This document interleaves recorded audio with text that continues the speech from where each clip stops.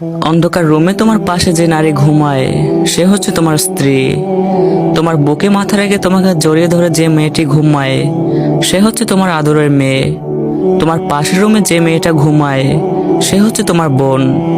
যে নারী তোমার জন্য রাত জেগে কান্না করে, তোমার সুখের জন্য তাহাজ্জুদ পড়ে, সেই নারী হচ্ছে তোমার মা। কই তারাও তো নারী, তাই না? তাদের উপর তো তোমার কখনো ভুলেও খারাপ নজর পড়ে নাই।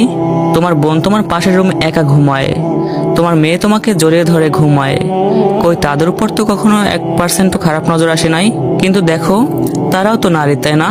তো কেন ভাই, তোমার বোনের উপর যদি তোমার খারাপ দৃষ্টি না পড়ে, তাহলে অন্যের বোনের উপর তোমার কেন খারাপ দৃষ্টি পড়বে? তুমি কেন অন্যের বোনের উপর খারাপ দৃষ্টি দাও?